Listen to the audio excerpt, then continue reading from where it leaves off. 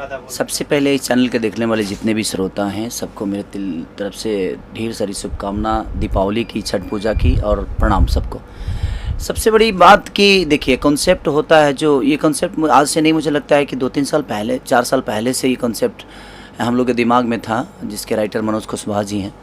और कोई हाथ लगाना नहीं चाहता था, लेकिन हम लोग के सबके प्रयास और विजय भैया ने इस कॉन्सेप्ट पे हाथ लगाया, जबकि विजय भैया की वो क्षमता नहीं थी।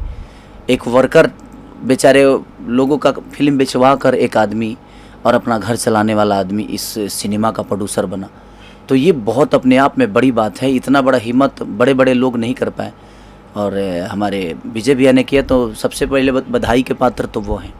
उसमें सबका सपोर्ट रहा, चाहे वो मैं हूँ या मेघा जी हों या पराग पाटिल हों, प्रिंस जी हों, या उस सिनेमा से जितने जुड़े हुए आर्टिस्ट से लेकर लोकेशन तक। गोरखपुर का लोकेशन है वो, और लेके आपको किसी को नहीं लगेगा जो गोरखपुर है, क्योंकि डिफरेंट शॉर्ट डिवीज़न जो पराग जी ने किया है वो काबिलिए तारीफ़ है। और जहाँ तक ट्रेलर, मुझे भी मेरा डोली सजा के रखना का ट्रेलर इस साल में बहुत ज़्यादा, मुझे लगता है कि इधर 2-3 साल में ट्रेलर का रेशियो किसी का ऐसा नहीं रहा। मेरे ही फिल्मों का, कई सारी फिल्मों का नहीं रहा, लेकिन डोली सजा के रखना का भी बहुत, एक 1 डे शायद 35 लाख लोगों ने देखा था उसको। और ये अभी 1 डे हुआ नहीं है, कल होगा। और अभी तक मुझे लगता है कि 34 से 35 लाख लोग देख चुके हैं। और लोगों का प्यार हर दिन बढ़ ही रहा है, इस पे हर घंटे बढ़ रहा है। तो जब एक डिफरेंट फिल्म आदमी बनाता है तो एक रिस्क कवर भी होता है कि पता नहीं लोग देख पाएंगे नहीं देख पाएंगे। लेकिन मैं विजय भैया से बोला, और विजय भैया ने एक बात बोली, क्योंकि वो फिल्मी कीड़ा हैं, तो बोले कि भाई करते हैं कुछ डिफरेंट, हो सकता है इससे कुछ भोजपुरी का भला हो जाए, भोजपुरी के थिएटर में लोग आना शुरू कर दें।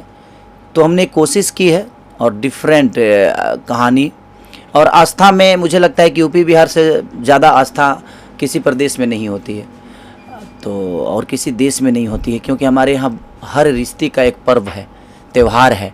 हम रिश्तों को त्यौहार से जोड़ देते हैं।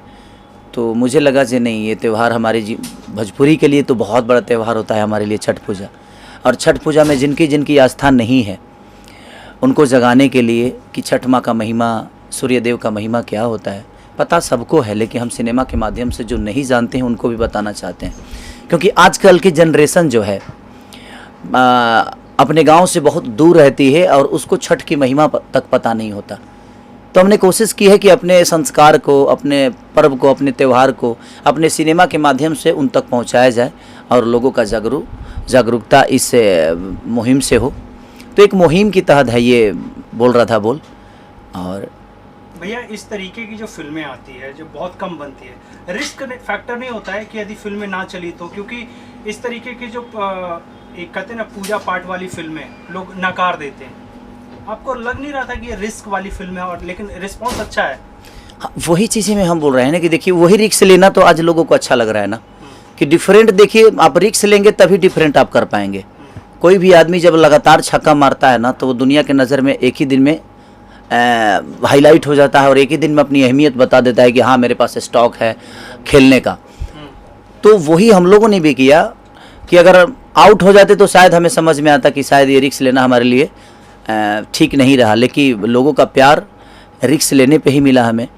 तो मुझे लगता है कि अब आने वाले भविष्य में, समय में, हर वो आर्टिस्ट, हर वो हीरो, हमारे भोजपुरी के जो भी लोग हैं, जो दिग्गज हैं, जो हमारे आसपास के हैं, जो भी हमारे भाई काम कर रहे हैं, दिनों रात मेहनत सब लोग कर रहे हैं, तो वो भी अगर रिस्क लेंगे तो शायद ये बेहतर चीज़ें होगी। लेकिन हमें सबसे पहले बदलाव एक्टिंग पे देना चाहिए कि जिस हिसाब का हमारा कॉन्सेप्ट है उस हिसाब से हमारी बॉडी लैंग्वेज, उस हिसाब से हमारी डांस, उस हिसाब से हमारा लुक।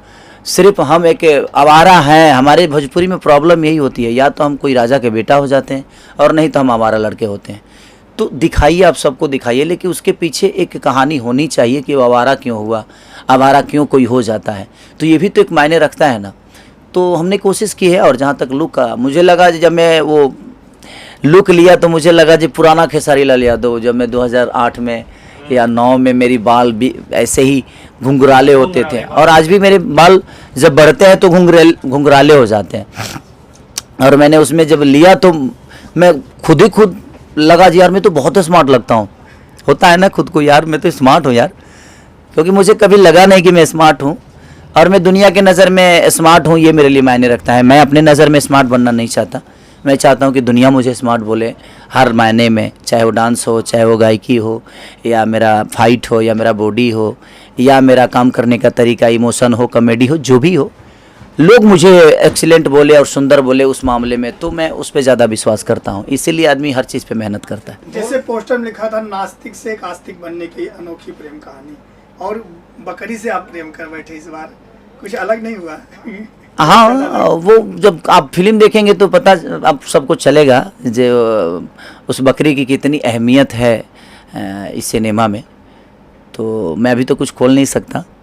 तो मेरे तरफ से हर आदमी बधाई के पात्र हैं, जितने भी उसमें कैरेक्टर, चाहे वो बीना पांडे जी हों, अवधेश जी हैं, क्या बोलते हैं, सुबोध जी हों, तो कहीं ना कहीं सबका एक, हमारे मास्टर जी महेश आचार्य जी, हर आदमी ने अपना 110%। इनकेस विनोद भैया ने इतना बेहतर काम किया मेरे फादर के रोल में, जिस तरह डोली सजा के रखना में हमारा और उनकी केमिस्ट्री आप लोग देखे थे, मुझे लगता कि उससे भी बेहतर केमिस्ट्री हमारी और उनकी, बोल रहा था बोल में है, और मज़ा आता है उनके साथ काम करके भी मुझे। तो हमारे भोजपुरी के सारे लोग बहुत अच्छे एक्टर हैं। अब उनके साथ काम करने पे एक चैलेंज भी हो जाता है, क्योंकि वो लोग सीनियर हैं हमारे। तो सीनियर के साथ काम करने में एक चीज़ें तो हमेशा आपको डाउट होती है कि भाई आदमी कहीं से कहीं खेल जाएगा, हमें क्या करना होगा। तो मज़ा भी आता है और उन लोगों से कुछ सीखने को मिलता है, और आदमी दे भाई सीख रहा है। लोग कह रहे हैं, विजय भैया ने, इस फिल्म के जो प्रोड्यूसर हैं, वो कह रहे हैं कि इस फिल्म को छठ पूजा के मौके पर बिहार में रिलीज किया जाएगा। क्या कहते हैं आप इसको लेकर? क्योंकि छठ का बहुत महिमा है उस सिनेमा पे, और छठी मैया का एक आशीर्वाद है हम लोग, और छठ पे रिलीज़ हो रही है इसीलिए क्योंकि हमारे यहाँ कहीं ना कहीं छठ महान पर्व माना जाता है, इसीलिए बिहार में छठ पे रिलीज़ हो रही है। और छठ से जुड़ा हुआ वो पूरा सिनेमा है, तो लोगों को अच्छा लगेगा। एक नास्तिक से आस्तिक बनने वाला आदमी कैसे छठ की महिमा को अपना लेता है, और उसके जीवन में छठ सबसे बड़ा हो जाता है। किस तरीके से देखते हैं? सुपरस्टार और भी आ रहे हैं, क्योंकि विजय भैया ने कहा है कि भाई जिसमें जिस पे जिक्र होगा वो सिनेमा घर में टंगेगा। क्या लगता है आपकी फिल्म चैलेंज देगी बॉक्स ऑफिस पर? क्योंकि रिस्पांस मैं जब थिएटर पे कवर करता हूँ तो वहाँ पे खेसाड़ी नाम का लोग टैगो बनाते हैं, कहते हैं कि भाई फिल्म चाहिए तो खेसाड़ी की, लेकिन कुछ और लोग हैं इस लाइन में कि छठ पूजा में वो भी आ रहे हैं। देखिए खेसारी लाल यादव वो भी मेरे अपने ही हैं, वो भी हमारे भोजपुरी के बेटा हैं। तो सब लोग के चले, मैं देखिए मैं किसी को चैलेंज में नहीं रखता। सच पूछिए तो मैं किससे लड़ूं? अपनों से लड़ना मुझे नहीं आता, और मैं कभी अपनों से लड़ा नहीं। हाँ, जहाँ कहीं बात विवाद हो जाती है तो बात अगर पिता एक पुत्र को बोलता है, चाहे पुत्र अगर पिता को बोलता है, तो बातें तो वहाँ भी हो जाती है, वहाँ भी थोड़ी सी अनबन होती है, क्योंकि सवाल जब आते हैं तो जवाब तो आदमी देगा ही, चाहे वो कोई भी हो, चाहे वो पिता हो या पुत्र हो, या पुत्र हो या पिता हो। तो हर आदमी का एक होता है, अपना जरिया होता है। तो मैं किसी से लड़ने के लिए नहीं, मुझे लगता है कि भोजपुरी को बड़ा करने पर हमारा ज़्यादा फोकस होना चाहिए, और हम बेहतर हैं ये हमें बताने की ज़रूरत नहीं है, लोग खुद ही बता देंगे कि कौन कितना बेहतर है। और सब लोग प्यार देते हैं मुझे, मैं अपने आप को बेहतर कभी नहीं माना, मैं तो सिर्फ एक बेटा की तरह लोगों का प्यार पाने की कोशिश करता हूँ, और यही मेरी सफलता है कि मैं सबको अपना पिता मान के और लोगों का अपना गार्जियन स्वरूप, जो भी हमारी माता बहन बेटी हैं, सबको अपना समझ के मैं अपने जीवन को चलाने की कोशिश करता हूँ। तो चैलेंज तो सबके लिए होता है। देखिए, प्रतिनिधि जो होता है कहीं ना कहीं वो भी अपने जिगरा से मेहनत कर रहा है, मैं भी कर रहा हूँ। अब किसको कितना प्यार और सम्मान मिलता है ये तो वक्त बताएगा, लेकिन मुझे अपने लोगों पे विश्वास है, उस जनता पे विश्वास है, उस भगवान पे विश्वास है कि वो भगवान मुझे नाराज़ नहीं करते हैं।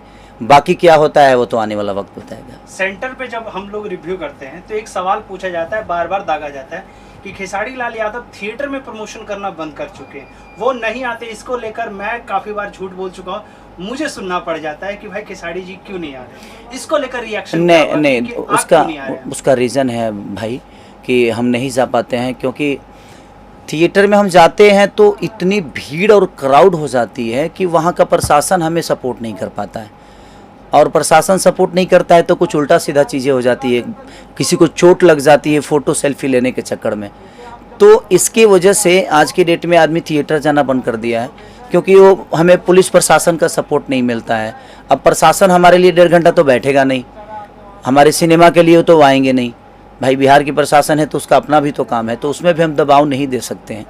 लेकिन जिस दिन बिहार सरकार सिनेमा को लेकर, इंटरटेन को लेकर सक्रिय होगी, तो मुझे लगता है कि हम बहुत जल्दी सबसे मिलने की फिर से कोशिश करेंगे और फिर से जाकर और लोगों का प्यार और नज़दीक से जाकर उनके बीच में सिनेमा देखकर हम अपना सिनेमा का एंजॉय करेंगे। छठ पूजा के लिए कोई मैसेज देना चाहेंगे बोल राधा बोल के लिए? बस मैं आप सबसे यही कहना चाहता हूँ कि आप अपना प्यार और आशीर्वाद बोल राधा बोल को इतना दीजिए कि हमारी आस्था है उसमें, अब हमारी आस्था कभी कमज़ोर नहीं हुई है। और जहाँ तक छठ पूजा का सवाल है, छठी मैया का आशीर्वाद जिसको भी मिला है वो बहुत बड़ा बना है।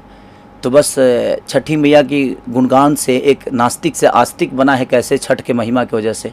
आप ज़रूर देखिए, तब समझ में आएगा कि हमारी छठ की महिमा क्या है।